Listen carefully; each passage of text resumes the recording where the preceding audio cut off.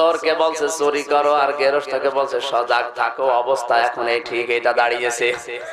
আপনি নিয়ে আসতেছেন সেই কুষ্টিয়া থেকে কোরআন প্রচার করার জন্য, হুজুর হক কথা বলবেন, আর আসার পরে কান ভাঙান। এটা বলা যাবে না, এটা বলা যাবে না। এখানে বিভিন্ন দলের লোক আছে, আমি কোরআন থেকে কথা বলার জন্য এসেছি। কোন দলের লোক কে করে ওটা আমার দেখার দরকার আছে। আপনার কতটুকু দলের মানুষ? আমার গোষ্ঠীতে সবই সরকারি দলের লোক। ওইটা দেখার জন্য এখানে আসলে তো কথা বলা যাবে না। এখানে কথা বলা লাগবে আল্লাহর দিকে তাকিয়ে। সুতরাং যারা এসেছেন কমিটিতে, যারা কত মানুষ কান ভাঙিয়ে বলে হুজুর ক্ষমতায় আছি আমরা, দেখে শুনে কথা বলেন। কি ক্ষমতা গো?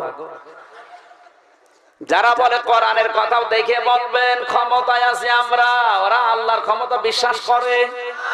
বলেন করে? আমরা ক্ষমতার কয়দিন? এতটুকু জায়গার মালিক হয়ে আপনি আমাকে কোরআনের কথা বলতে নিষেধ করছেন। আপনি তো আর মানুষ নেই। আল্লাহ পাক বলেন আমান আযলামু মিম্মা যুকিরা বিআয়াতি রাব্বিহি সুম্মা আ'রাদা আনহা ইন্না মিনাল মুজরিমিনা মুনতাকিমুন। সূরা সাজদা 21 নাম্বার পারা 16 নাম্বার পৃষ্ঠা 2 নাম্বার লাইনের শেষ নাম্বার রুকুর 22 নাম্বার আয়াতটা। একটা কথা আপনি উল্টা পাল্টা পাবেন না, সব আমি সিরিয়াল করে বলছি। ওয়া মানে এবং মান মানে ওই ব্যক্তি। আসলাম ইসমে তাফসিলের সিগা। আল্লাহ ছোটখাটো কোন জালেমের পরিচয় দেননি। আল্লাহ বলেন বড় জালেম দুনিয়ায় ওই লোকটা, মিম্মান যুকিরা বিআয়াতি রাব্বিহি, যাকে আল্লাহর আয়াত দিয়ে ওয়াজ করা হয়, যাকে আল্লাহর আয়াত দিয়ে বোঝানো হয়, আল্লাহর কথাগুলো শোনার পরে মানা তো দূরের কথা, ঘাড় ঘুরিয়ে চলে যায়। এরকম মানুষ তো জিনায় দেয় নেই। ইন্না মিনাল মুজরিমিনা মুনতাকিমুন। এই সমস্ত মানুষদের, এই গুনাহগার, এই পাপিষ্ঠ, এই অবাধ্য মানুষদের থেকে আমি আল্লাহ নিজেই প্রতিশোধ নেব।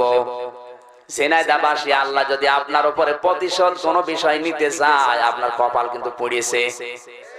এক কথা বলে না কেন? কপাল তখন হুজুর দিয়ে ফু দিয়ে ঝুলা লাগাতে পারবেন না, কারণ বরদোয়া দিচ্ছে আল্লাহ নিজে।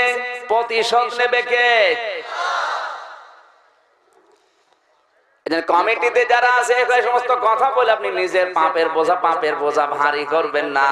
ওকে যদি মানা করেন, মানা করলে ওর তো দোষ হবে, আপনারও দোষ হবে।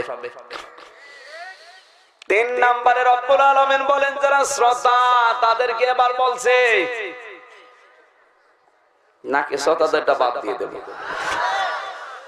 কোরআনে কারীম জানিয়েছে ওয়াইদা কিলা লাহুম তাআলাউ ইলা মা আনজালাল্লাহু ওয়া ইলার রাসূলি ক্বালু হাসবুনা মা ওয়াজাদনা আলাইহি আবানা আওয়ালাউ কানা বাউহুম লা ইয়ালামুনা শাইআন ওয়া লা ইয়াহতাদুন। সূরা মায়েদা 7 নাম্বার পারা 4 নাম্বার পৃষ্ঠার প্রথম নাম্বার লাইনের 104 নাম্বার আয়াতটা তাফসীর ইবনে কাসিরে পাবেন। আল্লাহ তাআলা বলেন, যখন বলা হয় আসো আল্লাহর বিধানের দিকে, রাসূলের আদর্শের দিকে, ক্বালু হাসবুনা, হে নবী আপনি দেখবেন কিছু মানুষ এই কথা বলবে, আমাদের জন্য যথেষ্ট, মা ওয়াজাদনা আলাইহি আবানা, আমাদের পূর্বপুরুষ, আমাদের মুরব্বি, আমাদের পীর সাহেব, আমাদের বাপ দাদা, আমাদের নেতারা যা বলেছে ওইটাই আমাদের জন্য যথেষ্ট, আর লাগবে না। আজ বাংলাদেশে আমার মনে হয় আজটা 100 ভাগ মিলে গেছে। বড় বড় দাড়িওয়ালা মানুষ 40 বছর নামাজ পড়ছে, কোরআন দিয়ে বোঝাবেন, বুঝতে যাবে না, বলবেন না আমার বাবা বলেছে। ওরে শয়তান, তোর বাবা বড় হয়ে গেল, কোরআন শরীফ গলিয়ে খাওয়াচ্ছে ওরে, তাও বোঝে না। আল্লাহ তাআলা বলেন আওয়ালাম কানা বাউহুম, যদিও এদের এই পূর্বপুরুষের, এদের নেতারা, এদের এই পীর সাহেবরা, এদের এই বাপ দাদারা লা ইয়ালামুনা শাইআ, ইসলাম সম্পর্কে তেমন কোনো ধারণা এদের ছিল না, ওয়ালা ইয়াহতাদুন, ওরা হেদায়েতের উপরেও ছিল না, এরপর অন্ধভাবে ওরা ওদেরকেই মেনে চলবে। এখানে এরকম শ্রোতা বসে নেই? কারা আছেন হাত তোলেন তো। ও যে একজন, এরপরও তুমি হাত তুলেছ। তুমি কি মানুষ না কলেরা? এত কিছু বলার পরে যদি হাত তোলে না, এরকম মানুষ আছে সত্য কথা বলে হাত তুলেছে। এই ধরনের মানুষগুলোকে আমার আল্লাহ নিজে ডাক দিয়েছেন, এরা আসলে মানুষ না, এরা মুনাফিক। দলিল বলছি, লিখে নেন সূরা নিসা 5 নাম্বার পারা 7 নাম্বার পৃষ্ঠার প্রথম নাম্বার লাইনের 61 নাম্বার আয়াত। وَإِذَا قِيلَ لَهُمْ تَعَالَوْا إِلَى مَا أَنزَلَ اللَّهُ وَإِلَى الرَّسُولِ قَالُوا رَأَيْتَ الْمُنَافِقِينَ يَصُدُّونَ عَنكَ صُدُودًا। এ নবী, আপনি যখন বলবেন আসো আল্লাহর বিধানগুলোর দিকে, আমার আদর্শের দিকে, আপনি দেখবেন কিছু মানুষ ওরা শুনতেও আসবে আপনার কথা, কিন্তু যখন বাস্তবের সাথে মিলবে না তখন আস্তে করে পেছন দিক থেকে কেটে পড়বে। ওই দেখেন কয়েকটা কেটে পড়ছে। এই কারা করা? পোশাক পায়খানার জন্য যাচ্ছে। যা কোরআন ভালো লাগছে না এই মনে করে যদি কেউ উঠে যায়, আরে ভাই সামনে তো আরো গরম, কেবল তো শুরু, গরু কেবল শুরু। থাকবে তো আপনারা? যারা আসবে তাদেরকে আমার আল্লাহ সতর্ক দিচ্ছেন। ওয়াজ মাহফিলের পোস্টার করেছে আখের ভাই, প্রচার করেছে কয়েকদিন যাবত, 2-1টা থানা মিলে। যাদের কানে আওয়াজটা গেছে আল্লাহ তাদের ওই শ্রোতাদেরকে জানিয়েছেন, ইয়াসমাউ আয়াতিল্লাহি তুতলা আলাইহি সুম্মা ইউসিরু মুস্তাকবিরান কাআল্লাম ইয়াসমাহা ফাবাশশিরহু বিআযাবিন আলীম। সূরা জাসিয়া 25 নাম্বার পারা 18 নাম্বার পৃষ্ঠার প্রথম নাম্বার লাইনের প্রথম নাম্বার রুকুর 8 নাম্বার আয়াত। তাফসীর ইবনে কাসির থেকে বলছেন, আল্লাহ তাআলা বলেন যখন মাইকিং করা হয়, পোস্টারিং করা হয়, প্রচার করা হয়, যে ঝিনাইদহ জেলার আরপাড়া গ্রামে মাহফিল হবে, কোরআনের আলোচনা করবেন অমুক, যারা এই কথাগুলো শোনার পরেও অহংকার করে আসে না, নিজেদের জায়গা নিয়ে বিভিন্ন কাজ নিয়ে ব্যস্ত থাকে, কোরআনের কথাগুলো বোঝার জন্য আসতে চায় না, আমি আল্লাহ পাক বলছি ওদের জন্য যন্ত্রণাদায়ক আযাব রেডি করে রাখলাম। জোরে বলেন নাউজুবিল্লাহ। সুতরাং শ্রোতা যারা এসেছে যদি শোনার পরে না মেনে নেয়, ওদের যেমন ঝামেলা, যারা আসে নাই ওদের জন্য আরেক ঝামেলা। কথা বলেন না কেন? আর কথা শুনতে আসলেই হবে না। ওয়াইন্না মিনহুম লাফারিকান ইয়ালবুনা আলসিনাতাহুম বিল কিতাবি লিতাহসাবুহু মিনাল কিতাবি ওয়া মা হুয়া মিনাল কিতাব ইলা আখিরি আয়াত। সূরা আলে ইমরান 3 নাম্বার পারা 19 নাম্বার পৃষ্ঠার প্রথম নাম্বার লাইনের 78 নাম্বার আয়াতের প্রথম অংশে আছে আল্লাহ তাআলা বলেন, অনেক মানুষ এমন আছে, আলোচক আছে, বক্তা আছে, খতিব আছে, এরা আসে এমন কায়দায় রং ঢং দিয়ে, লিসান বহু বচন, আলসেনা এলবোনা দিয়েছেন, লাউনের বহু বচন, লাউনুন রং, এলবোনা ওরা রং ঢং দিয়ে জহব্বা উলট পালট করে, সুর দিয়ে এমন কায়দায় কথাগুলো বলে, মানুষ মনে করে ওগুলো কোরআনে আছে, অথচ এগুলো আল্লাহর কিতাবে নেই, ওগুলো সবাই ভণ্ডরা বানিয়েছে। এ কথা কার? সুতরাং যারা আসবে যার তার কথাও শোনা যাবে না, দেখতে হবে ওর কথার পেছনে কোরআনে কারিমের দলিল আছে কিনা। আল্লাহর চাইতে সত্য কথা দুনিয়ায় কেউ বলতে পারে না, কারণ আমার বাবার কথায় ভেজাল থাকতে পারে। এই কথা বলেন, আমার হুজুরের কথায় ভেজাল থাকতে পারে, আমার আস্তাকু মিনাল্লাহি কিলা, আল্লাহর কথায় কোনো ভেজাল। কথা শুনতে হলে আগে দেখতে হবে আল্লাহর কথা আছে কিনা। আর আল্লাহর কথা বলছে ঠিক, কথা বোঝার জন্য আপনার যোগ্যতা লাগবে। এতো কথা বলছে কোরআন শরীফের আয়াত পড়ে মন মতো ব্যাখ্যা করছে, এজন্য কোরআনটা বোঝার মতো আপনার যোগ্যতা থাকা লাগবে। এই বোঝার মতো যোগ্যতা আজ বাংলাদেশের মানুষের অধিকাংশ গুলোর কম, এই জন্য এত দল। নয়তো তাফসীর মাহফিল, ওয়াজ মাহফিল যত হয়, যদি আমরা বুঝতাম কত বক্তা মার খেয়ে যেত। কথা বলেন, আসে শুধু সুর দিয়ে একটা আয়াত পড়লে, ও আয়াত যদি না পড়ে, যদি আরবিতে গালিও দেয়, মনে করছে দোয়া করছে হুজুর। এই জন্য আমাদের অবস্থা যে যা বলে আমরা বিশ্বাস করে নেই না। যারা আসবে ওটা বোঝার জন্য আপনাকে যোগ্যতা অর্জন করা লাগবে। আর এই যোগ্যতা যদি আমরা অর্জন করতে পারতাম, বাংলাদেশে শিরিক আর বেদাত অনেক বন্ধ হয়ে যেত। আমাদের যোগ্যতা নেই, এই জন্য অনেক মানুষ আজ তরিকা বানিয়ে দিচ্ছে। কোরআন শরীফ আল্লাহ দিয়েছেন আফালা ইয়াতাদাব্বারুনাল কোরআন, কি হয়েছে তোমাদের, কোরআন নিয়ে কেন গবেষণা করো না? এইটা নিয়ে চিন্তা ভাবনা করো, এটার দিকে মেধা লাগাও, খাটাও, নতুন নতুন জিনিস দুনিয়াতে আমি আল্লাহ উপহার দেব।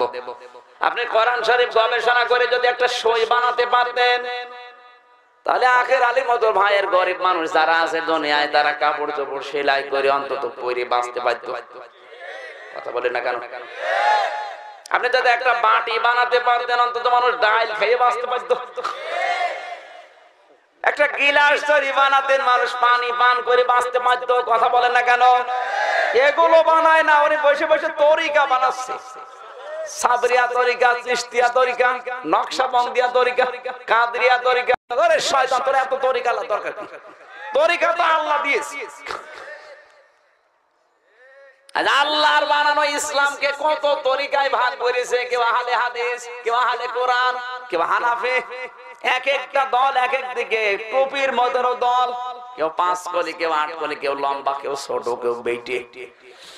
এত দল তোমার লাগে কোন কায়দায় আমি বুঝি না।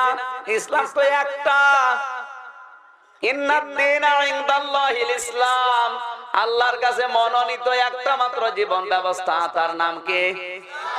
রাস্তা তো একটা। এত তরিকা আপনি বানালেন কোন কারণে? আপনি গবেষণা করে করে তরিকা না বানিয়ে যদি একটা মানবের জন্য উপকার করার কোন জিনিস বানাতে পারতেন, ওটার দ্বারা মানুষের উপকার হলে আপনার উপকার হতো। আপনি কবরে বসে বসে সওয়াব পেতেন। হ্যাঁ, সই যারা বানিয়েছে ওরা যদি বিধর্মীয় হয়, হয়তো ওরা সওয়াব পাচ্ছে না মরণের পরে, কিন্তু মানুষের তো উপকার করেছে। এই কথা বলেন না কেন? আপনি তো এগুলো করতে পারেন না, তরিকা বানিয়ে বানিয়ে বসে আছে। কত মানুষ আজ হিন্দুদের কয়েকটা ভোট পাওয়ার জন্য ইমান পর্যন্ত বিক্রি করে দিচ্ছে।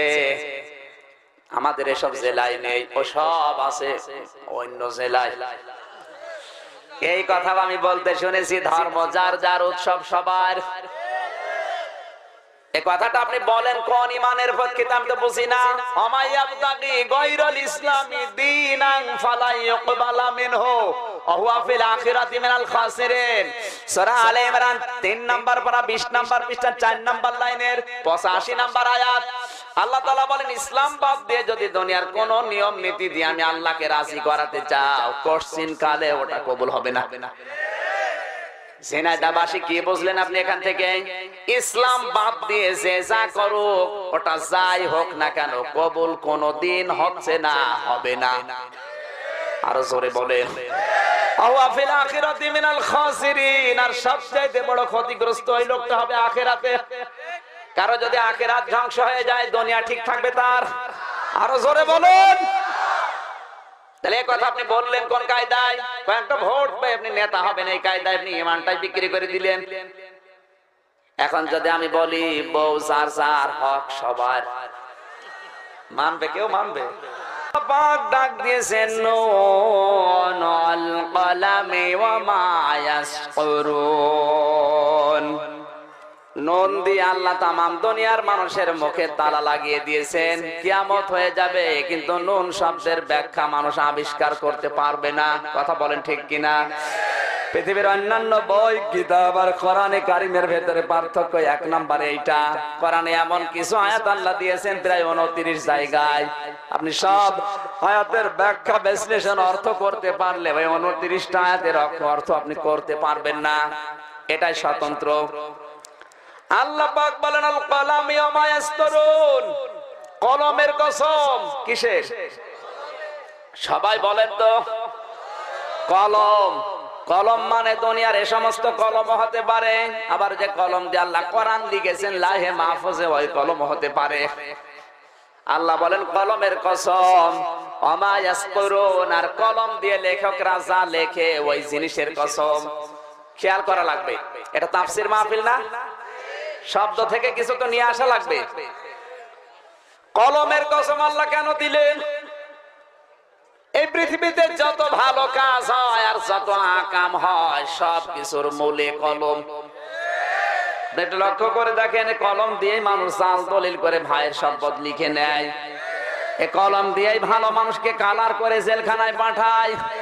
এ কলম দিয়েই কত ভালো মানুষকে ফাঁসি দিয়ে দুনিয়া থেকে বিদায় করে দেয়। আবার এই কলম দিয়ে একজন ভালো মানুষকে কালার করে রাতের বেলা ধরিয়ে দিচ্ছে। কিচ্ছু জানি না, ঘুমিয়ে আছে, চোখ খুলে দেখে জেলখানায়। কি গো, তোর নামে মামলা হয়েছে, এই দেখ তার কাগজ। তাহলে আমরা দেখলাম সব কিছুর মূলে কলম।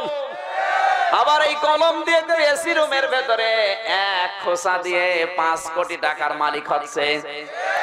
ব্রিজ খায় কলম দিয়ে, রাস্তাঘাট, সেতু, সুন্দরবন, যা কিছুর মূলে ব্যাংক পর্যন্ত খেয়ে ফেলছে মানুষ কি দিয়ে? সবাই বলছেন তো আমার কথা? কি দিয়ে খাচ্ছে বলেন? সব কলম।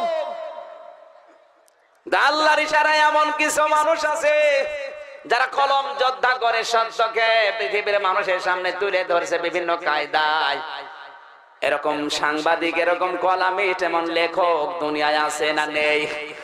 কেউ কলম দিয়ে মানুষের ক্ষতি করছে, কেউ কলম দিয়ে সত্যটা প্রকাশ করার জন্য জীবন বাজি রেখে লিখে যাচ্ছে। এটা আপনার কলমের জিহাদ। আল্লাহ পাক বলেন আমায়াস্তরুন, এই কলম দিয়ে লেখকরা যা লেখে ওই লেখা জিনিসের কসম কেন দিলেন? কারণ আপনি হয়তো 10 বছর, 20 বছর, 50 বছর পরে থাকবেন না, কিন্তু আপনার লিখিত বিষয়গুলো থেকে যাবে। আরো আসতে বলেন, আপনি যা লিখেছেন ওইটা কিন্তু থাকবে। এই যে হুমায়ুন আহমেদ আল্লাহর ওলি যা লিখেছে ও কিন্তু মারা গেছে, কিন্তু ওনার লিখিত বিষয়গুলো শেষ হয়ে যায়নি, এখনো পর্যন্ত আছে না নেই? ওনার ওই লেখা দিয়ে মানুষ এখন সিনেমা বানাচ্ছে, নাটক বানাচ্ছে। ওনার স্ত্রী ছোটটা শাওন যা বানাবে উনি কবরে আছে, সব বিকাশ হয়ে কবরে যাবে। যদি বলেন ওনার তো বিকাশ নাম্বার খোলা ছিল না, এমনি খুলে যাবে।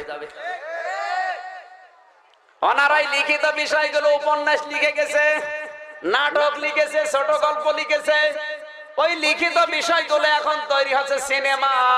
এই যে পবিত্র ভালোবাসা নামে একটা সিনেমা তৈরি হয়েছে।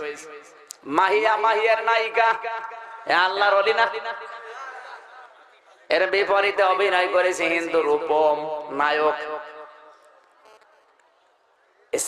চরিত্রটা এরকম, মাহিয়া একজন পর্দানসীন মেয়ের চরিত্র অভিনয় করেছে, বোরকা পরা। কিন্তু রূপমের সাথে প্রেম করে নিজের ধর্ম ত্যাগ করে হিন্দু হয়ে গেছে। শুধু হিন্দু হয়ে শেষ করে দেয়নি, ওর সাথে বিয়ে করার জন্য পালিয়ে গেছে। এদের এই বিয়ে যারা মেনে নেয়নি, যারা পরিবারে আছে বাবা মা ভাই বোন, এরা মেনে নেয়নি বিয়েকে মেনে নেওয়ার মতো। যারা মেনে নেয়নি তাদেরকে উগ্রবাদ, মৌলবাদ, সন্ত্রাসী এগুলো হিসাবে দেখানো হচ্ছে। কোথায় আঘাত দিয়েছে আপনি টের পাচ্ছেন?